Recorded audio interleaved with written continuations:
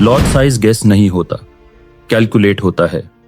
Mostly traders पूछते हैं lot size कैसे डिसाइड करते हो, और आंसर होता है अंदाजे से। इस एपिसोड को एंड तक जरूर देखिए, बिकॉज एंड पर है आपके लिए एक खास इनविटेशन। फॉरेक्स में standard lot 100,000 units, mini lot 10,000 units, micro lot 1,000 units.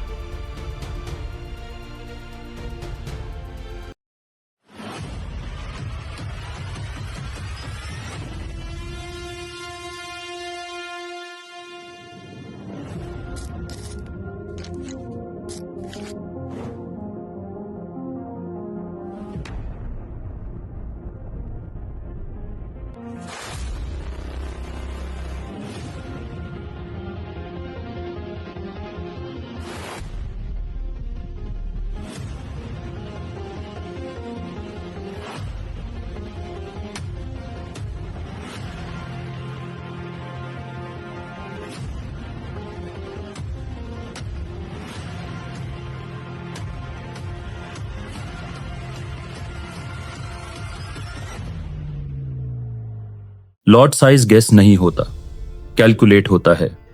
अगर आप लॉट साइज अंदाजे से लगा रहे हो तो मार्केट आपका अकाउंट जीरो करने वाला है।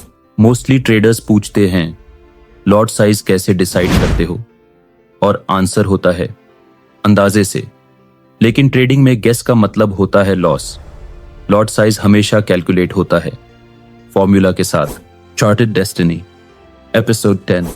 इस एपिसोड को एंड तक जरूर देखिए, बिकॉज एंड पर है आपके लिए एक खास इनविटेशन। लॉट साइज का असली मतलब। लॉट साइज आप कितनी क्वांटिटी मार्केट में एंटर कर रहे हो।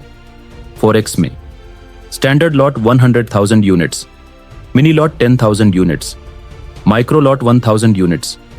यानी जब आप 0.5 लॉट लगाते हो, आप 5,000 यूनिट्स ट्रेड कर रहे हो।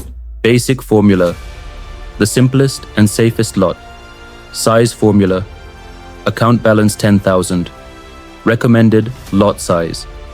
Example, balance $500, 500 divided by 10,000 equals 0.05 lot.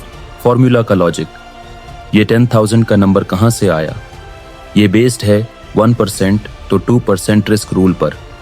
यानी हर ट्रेड में आप सिर्फ एक छोटा पोर्शन रिस्क पे डालते हो। रियल एग्जाम्पल, अगर आपके पास $1,000 का अकाउंट है, 1,000 डिवाइडेड बाय 10,000 इक्वल्स 0.10 लॉट। अगर आप स्कैल्पिंग कर रहे हो तो स्टॉप लॉस कम होता है। लॉट साइज थोड़ा बड़ा हो सकता है, लेकिन कैलकुलेशन के अंदर ही। माय फर्स्ट डे, मुझे याद है, मैं $500 के अकाउंट पे 0.50 लॉट चला रहा था, जस्ट इसलिए क्योंकि फ्रेंड ने बोला था। Result, account blown in 2 trades. Every trader has a different risk profile. किसी का अकाउंट $5,000 है, किसी का $200। सेम लॉट साइज दोनों के लिए इक्वल्स नहीं होता। लॉट साइज पर्सनल होता है, कॉपी पेस्ट नहीं। रिस्क परसेंट का कैलकुलेशन। प्रोफेशनल ट्रेडर्स 1% 2% से ज्यादा कभी रिस्क नहीं लेते। अगर आपका अकाउंट $1,000 है तो आपका मैक्सिमम रिस्क होना चाहिए $10 और $20। Lot size plus stop loss plus pip value. Formula, lot size x pip value x stop loss, pips risk. इस फॉर्मूला को समझना ट्रेडिंग का कंट्रोल हैंड ओवर करना है। Scalping versus swing. स्कैल्पर्स का स्टॉप लॉस स्मॉल होता है तो लॉट साइज स्लाइटली बिग हो सकता है। स्विंग ट्रेडर्स का स्टॉप लॉस बिग होता है तो लॉट साइज स्मॉल होना चाहिए। टूल्स का यूज। आज सब कुछ कैलकुलेटर एप्स में अवेलेबल है। लॉट साइज कैलकुलेटर गूगल पे सर्च करो या मेटा ट्रेडर टूल यूज करो। मैनुअल अंदाजा नहीं, डिजिटल लॉजिक यूज करो। द बिगेस्ट मिस्टेक, सबसे ज्यादा ट्रेडर्स इसी चीज में अकाउंट जीरो करते हैं। यार वो 1 लॉट चलाता है, मैं भी चला लेता हूं, लेकिन आपकी जर्नी, बैलेंस और कैपेसिटी अलग है। जब मुझे ये सिंपल डिवीजन समझ आई तो मुझे लगा मैंने ट्रेडिंग को पहली बार कंट्रोल करना सीखा, वरना पहले तो मार्केट मुझे चला रहा था। Discipline plus maths power. Guesswork को कंट्रोल करने का एक ही तरीका है, फॉर्मूलास। मैथ्स बोरिंग लग सकता है, लेकिन वही पैसा बचाता है, और पैसा बचा तो गेम जीत। मेरे पहले 1000 सब्सक्राइबर्स के लिए एक 1-to-1 जूम मीटिंग होगी, जहां हम trading, wealth creation, passive income और आपके पर्सनल फाइनेंशियल स्ट्रगल्स पर बात करेंगे। बिकॉज हर ट्रेडर की कहानी और पेन अलग होती है। और याद रखो, ये डेस्टिनी सिर्फ मेरी नहीं, आपकी भी है। हम मिलके बनाएंगे चार्टेड डेस्टिनी फैमिली, एक ऐसी जर्नी जहां मजबूरी नहीं, पॉसिबिलिटीज होंगी।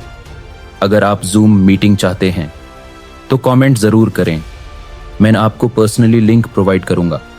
क्या आप रेडी हैं? चलिए इस डेस्टिनी को हम दोनों मिलकर लिखते हैं। लॉट साइज आपकी पर्सनल रिस्क स्टोरी बताता है।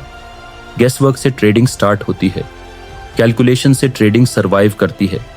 मैं हूं शेख जोहैब और ये था एपिसोड 10, जहां ट्रेडिंग को नंबर्स की जबान में समझा। मिलते हैं नेक्स्ट एपिसोड में एक नए लॉजिक के साथ,